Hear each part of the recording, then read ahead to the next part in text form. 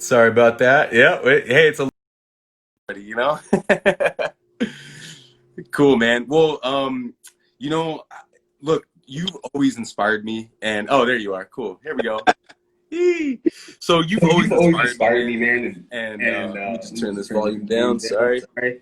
And And I just I wanted just wanted to to just go just over go a over few a things few with you things with you today. today. Mostly, the Mostly, the purpose of purpose this of this talk talk is is to to inspire inspire others, which is others, your which whole is your whole mission. mission. So, So, David, just David, talk to just us. talk How to do us. you stay How do inspired? you stay inspired? So first, understanding the difference between motivation and inspiration is a key. Because a lot of people don't realize that motivation only gets you up, gets you back up, gets you started, gets you restarted. It's a propeller, but it's also a soul sucker. It's not gonna, it'll get you out of the atmosphere, but it's not gonna get you to the moon, the stars, or the sun. And where inspiration will get you there. So if we utilize motivation to get us up, get us back up, get us started, get us restarted, and then we use inspiration, which is the idea of what we're connected to. Inspiration says in spirit. We are connected to the greatest source of light, love, and lessons that have ever existed. In fact, we have more power in our pinky. We have enough power in our pinky, I should say, to light up all of Manhattan. And if you don't think that that's connected to something, then you don't understand inspiration or being in spirit. So our free will, or the duality or the blend of using our free will to allow things to happen, creates an acknowledgement of what we're connected to, through, and from in order to stay in spirit or inspired.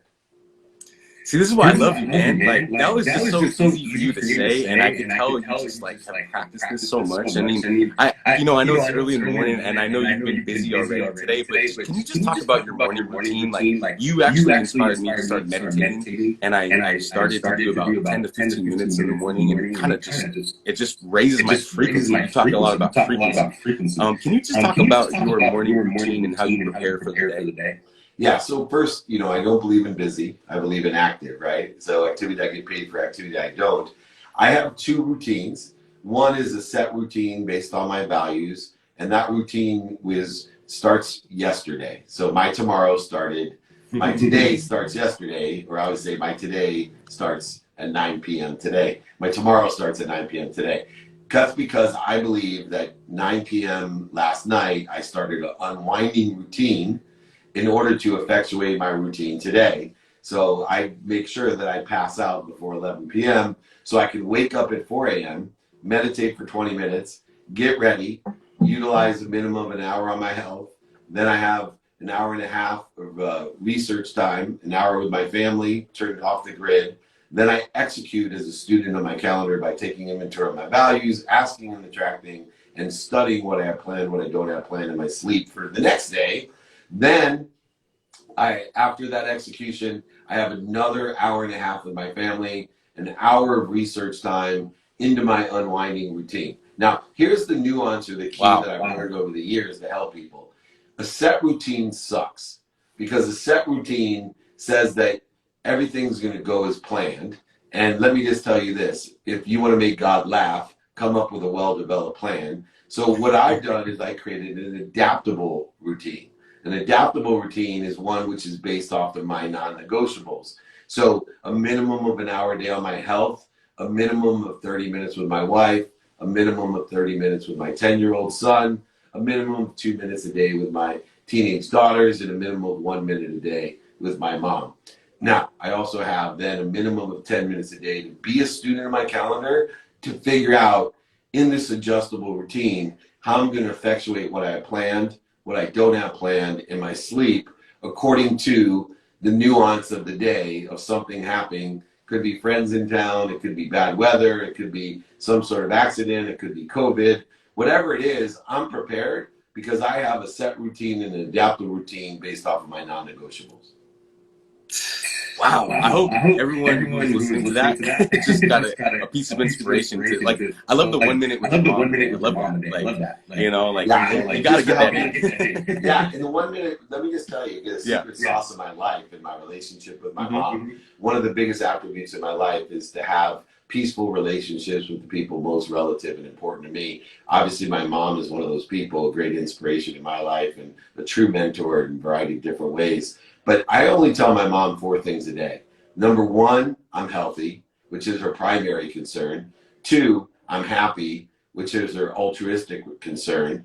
3, that I love her. And 4, that I appreciate her, meaning I recognize, acknowledge that she brings value to my life. And if you tell the people closest to you every day, consistently and persistently, that you are happy, healthy, love, and appreciate them, there'll be no holes, voids, shortages, or obstacles or interference in that relationship. You'll have a bond of efficient, proactive, and positive, and purposeful, and passionate relationship between the two of you, with no doubts, fears, or any type of interference that we create through that type of wrong perspective.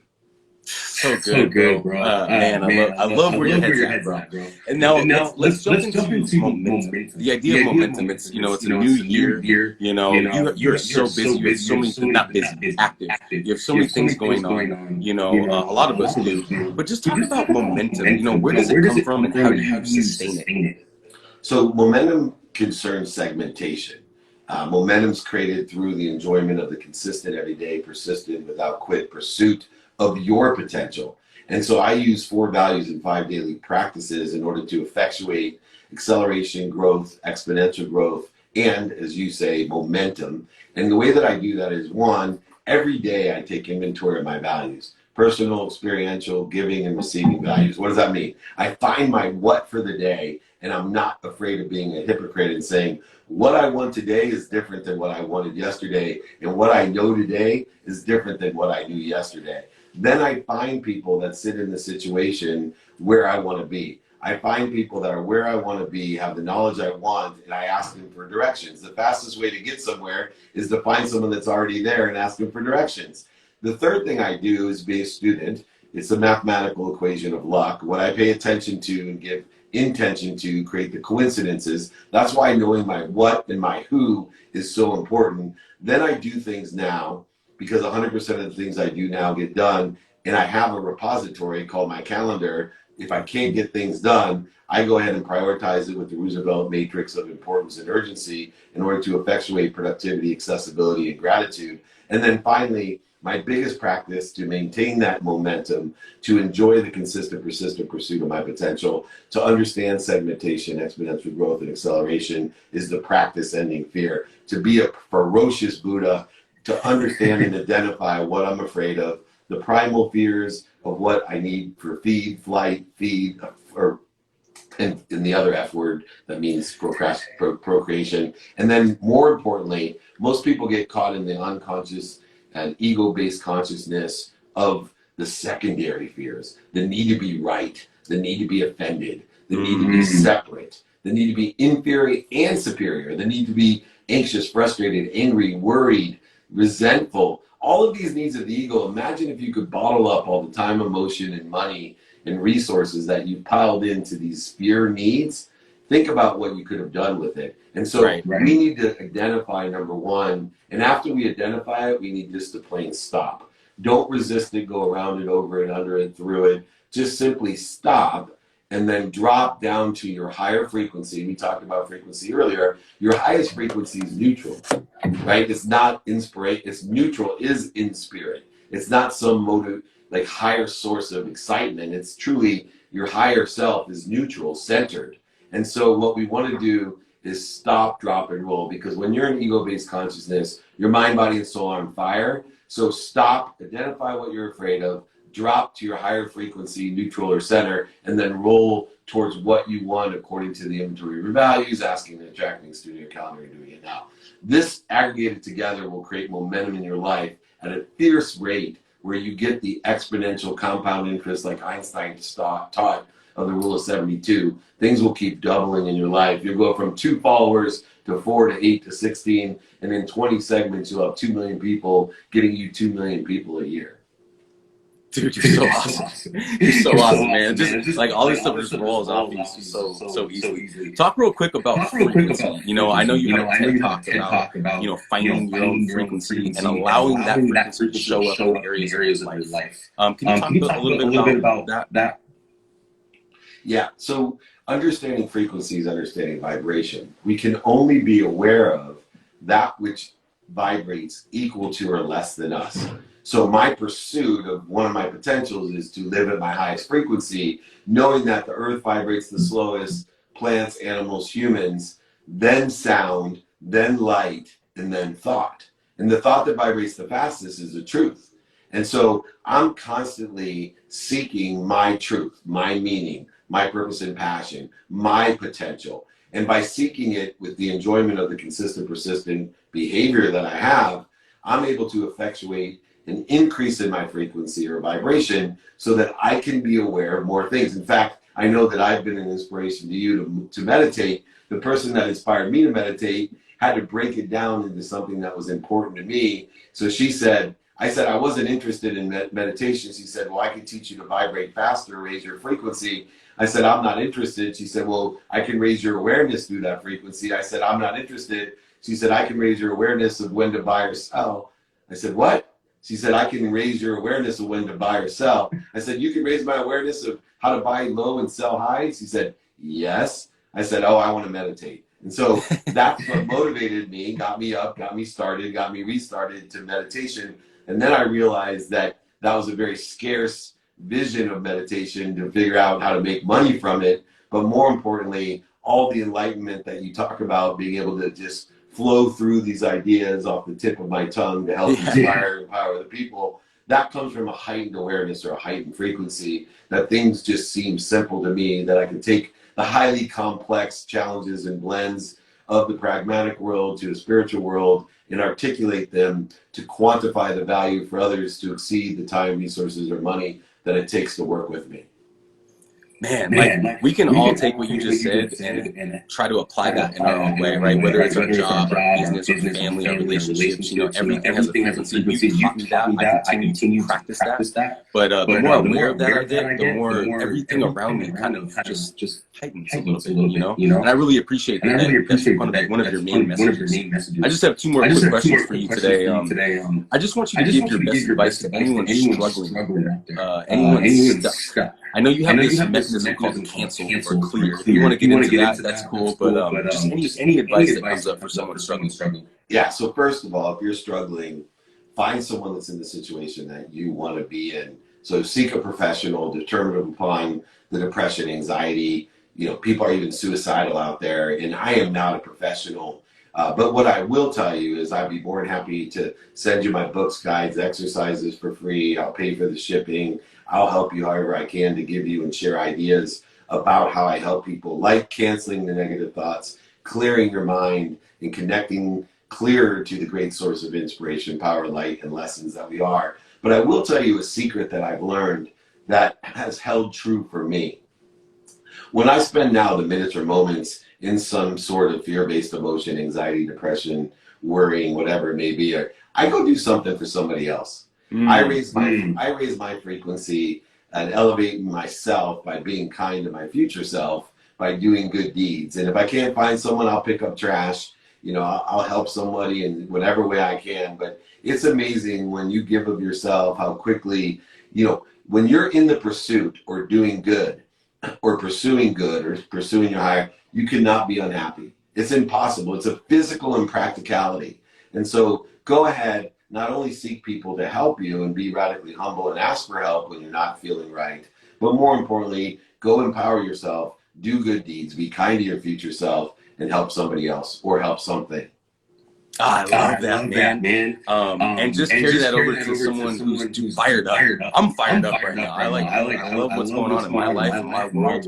But anyone out there who has momentum, who is engaging life with their highest frequency, what's your advice to them?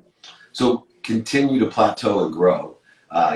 There's something called arrivers, where we are in a thriving state, as you suggested, but we take that for granted, and we start buying things we don't need. We start trying to impress people we don't like. We start allowing our ego to creep in and forget the pursuit that we're in, understanding that we don't want to live the myth of Sisyphus, where we push a boulder up to the top of a hill and just have it roll back down to the same spot, to have an internal thermostat that doesn't allow us to plateau and grow. So I use the philosophy of plateau and grow every day to find my highest frequency through meditation, and then use that as a baseline for the day, so that if I am below that baseline, I immediately go back up to the baseline before I try to proceed or improve or expand any further, so that I never diminish my capacity, that I have a new bottom.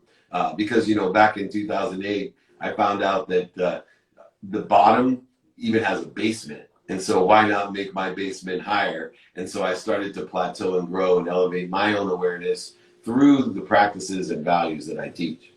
Yeah, man. Yeah, so good. Okay, last thing that's coming to mind is, you know, there's so much going on in the world, and, you know, the coronavirus and political stuff. You know, how do you stay unconditional? Because you taught me that, and I continue to try to practice that, but it's difficult. There's a lot of noise out there. You know, how do you stay unconditionally focused on what you're all about? Well, first, you can only focus in on one thing. So I practice refocusing. So I use a muscle to say refocus, because we can think faster than the speed of light. That means that we can think in the past, think in the future. We can time travel with our thoughts. So we can use the capacity of time travel of our thoughts in order to build a muscle of being able to refocus, because we can only focus in on one thing. And so using this muscle of refocus, I can actually change the way I look at things, and the things I look at will change. And so mind, right, heart set,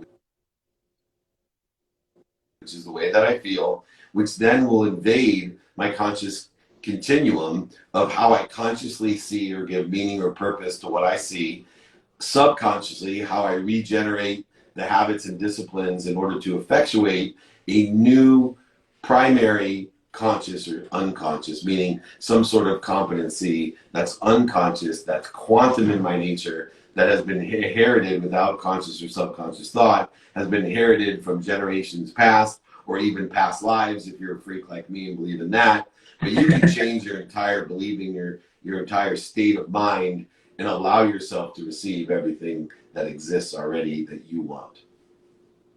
So good, man. Listeners, if you guys like what you heard today, please go check out David Meltzer's podcast, The Playbook, as well as his episode on my podcast, which is called Within the Game. And David, I just want to allow you a few moments to just talk about everything else that you have, including your new show coming up.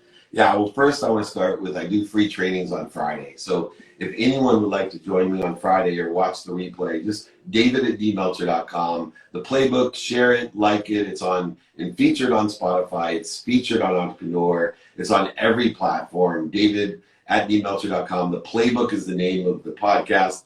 I do free trainings for everyone. You can watch the replays. I have 600 episodes. Billionaires, millionaires, entrepreneurs, celebrities, athletes, entertainers, the biggest in the world. And giving their playbooks to success. Is kind of like the playbook of Napoleon Hill. All the great secrets of success are included in there. And then I have, you know, Elevator Pitch is on its 6th season. You can check that out. I'm executive producer and been a judge over the past 5 seasons. And then now this Friday, launching 2-Minute Drill on Bloomberg TV and on Amazon. It's the no funding facade. It's strictly $50,000 of cash and prizes every episode. It's a pitch competition. That's it. No funding, just gifts and prizes. And it's a lot of fun. We got extraordinary judges on there from extraordinary companies and extraordinary guests pitching. And season 2 will be in June. So if you want to try out, email me, david@dmeltzer.com, for anything, exercises, guides. I'll send you my book. I'll sign it, ship it, pay for shipping. So reach out to me, david@dmeltzer.com.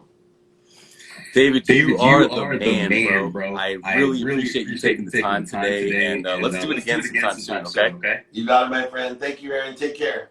Thank you, bro. You too. Have a good day. Bye. Bye.